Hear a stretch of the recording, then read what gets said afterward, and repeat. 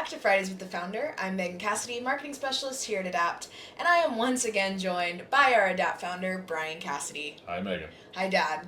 This has been a long road. We've had a lot of details, a lot of going on with our factors.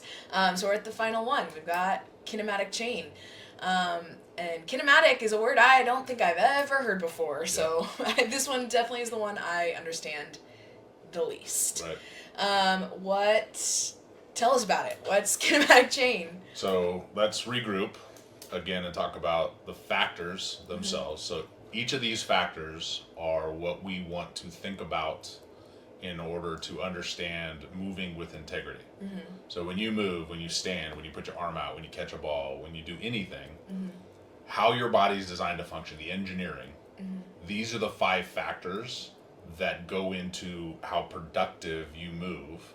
And if any of these factors are compromised, that's when you have mechanical discrepancy, mechanical vulnerability, can get hurt, just reduce productivity or performance if you're an athlete. Yeah.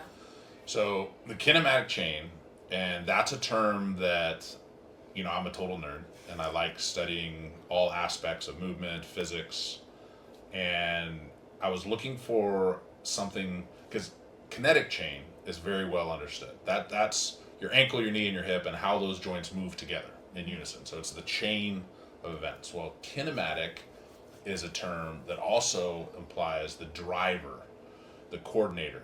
So the brain asking those joints to move together is another component. So it's the neuromuscular connection as well as the musculoskeletal mechanics. Yeah.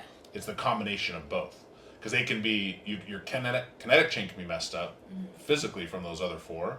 The kinematic chain is, does your brain recruit the right muscles in the right order so that the mechanics stay true? Because if you learn how to cheat, because your body learns how to move from a very young age. So when you're crawling, and we'll get back to that at the end of this talk, the brain learns to coordinate muscles. Yeah. And there's a very specific order in which muscles should fire to hold all your joints in the right position and to maximize the durability and performance. So what we're going to look at is most people don't realize how many ways you can interrupt or diminish or damage the kinematic chain and create the wrong movement pattern, a compensated pattern. And there's a lot of training techniques that are out there. So when we look at a technique, the first thing I think of that first. I don't even think of the other 4. I think, does that negatively impact the kinematic chain? Is that going to train? Does the body learn something it shouldn't learn? Yeah. Does it learn how to move incorrectly or the wrong way or lose aspects? So I think we'll go back to the basics, and I already queued you up a little bit so you can remind me. Let's go through each 4 and say, how can range of motion be interrupted or done the wrong way to negatively impact the kinematic chain. But the kinematic chain is how your body moves and how your brain communicates with your body to move the right way. All the parts have to work for the kinematic chain to be productive. Right. Okay, let's start with number 1. All right, we're starting with range of motion. We got a quad stretch. How can you do a quad stretch the wrong way? Oh, so many ways. So a lot of times when I'll see people, because it's convenient, they'll stand, and don't get me started with some of the warm-ups for professional athletes, like some of the movements that they do, take 4 steps, do one little move that's the wrong way because they're talking about the clubs they went to that weekend and they're concentrating on it. Different talk. So if you're trying to improve the range of motion and lengthen your quad and hip flexor in a linear way, because the knee is a hinge joint, so everything has to be straight up and down. Yeah. So I'll see a lot of people that'll stand there and they'll take their right hand and reach across their left foot to do a quad stretch. Well, you're twisting the femur and in the hip. You're putting a rotational load into the knee.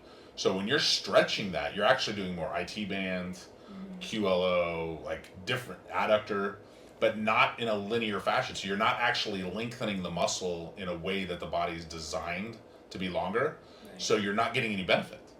So you're in a lot of weird stretching positions that I'll constantly say is like, that's not doing anything for you. And that's actually reinforcing the wrong type of range. Yeah. And you're not reinforcing the kinetic chain. So the range of motion is more about the kinetic chain than the kinematic, but the kinetic is inside. Right. So it's not about the neurological aspect. It's definitely musculoskeletal. Sorry, it's Friday.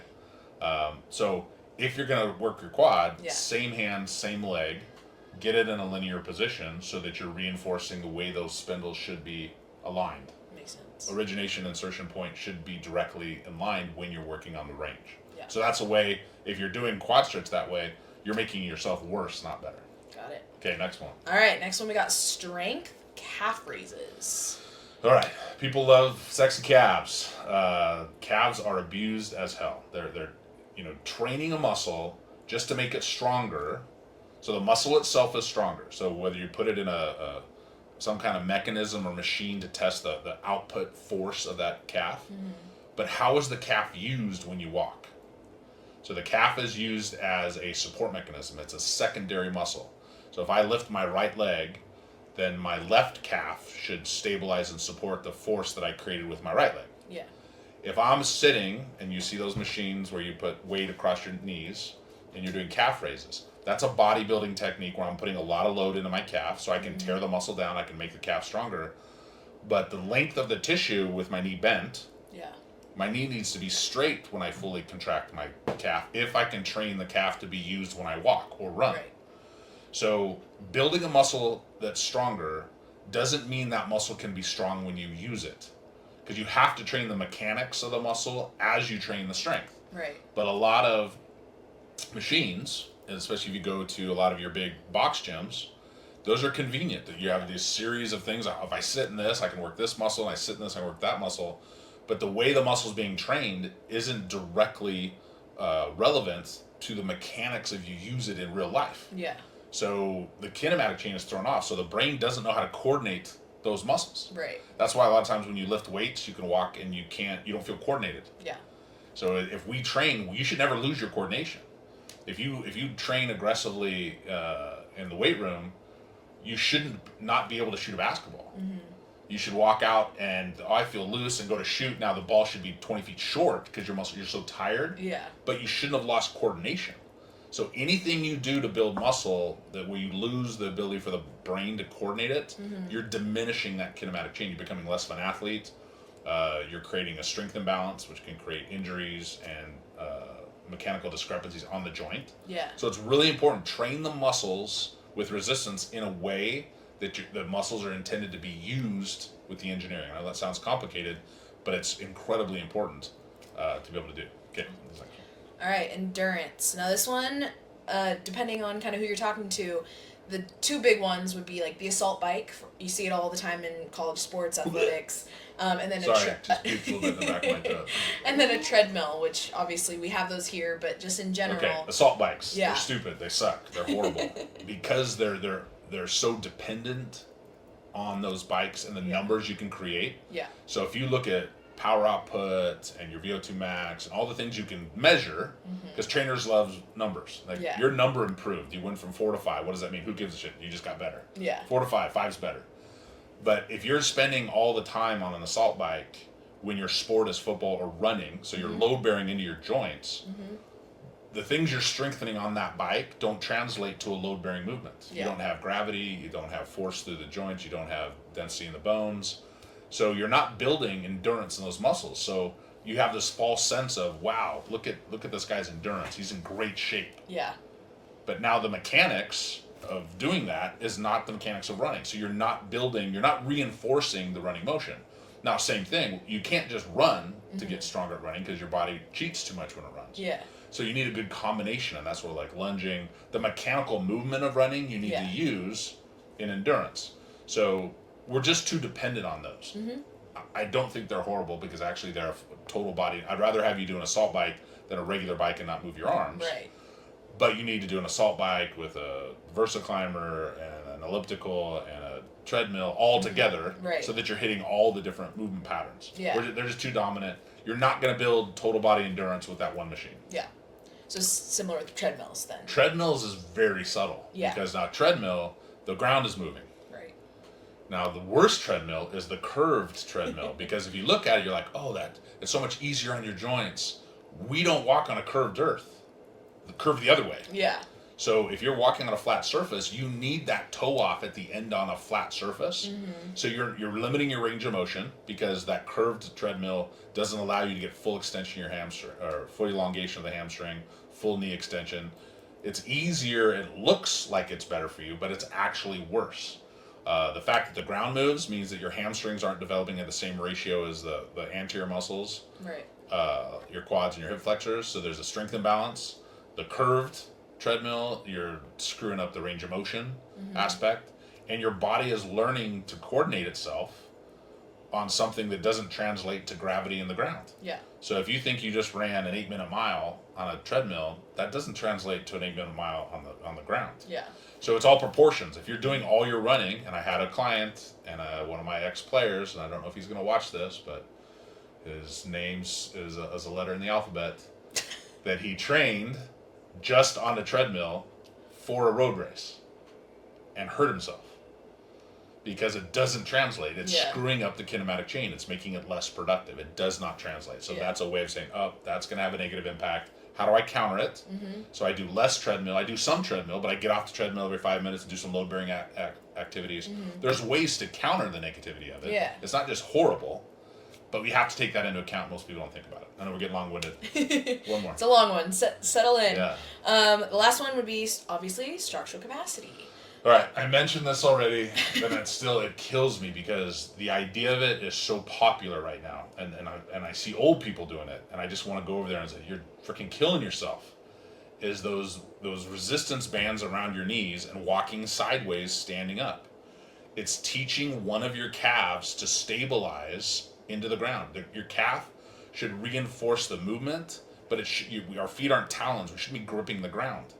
So if you want to strengthen your hips and understand the kinematic chain, lay on your side and do leg lifts, old Jane Fonda shit, against that band.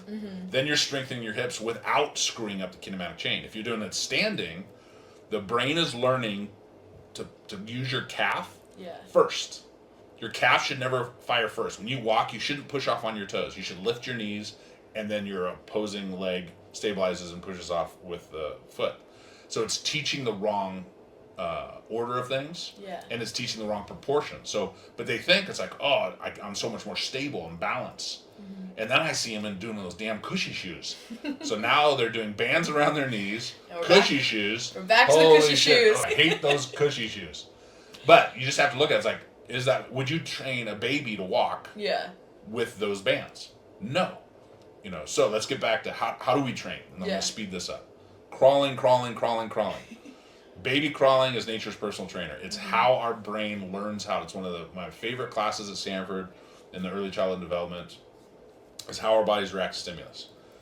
Crawling before you walk is not just a metaphor. It's how our body learns how to counterbalance from right to left, the transverse plane of the body. I'm nerding out.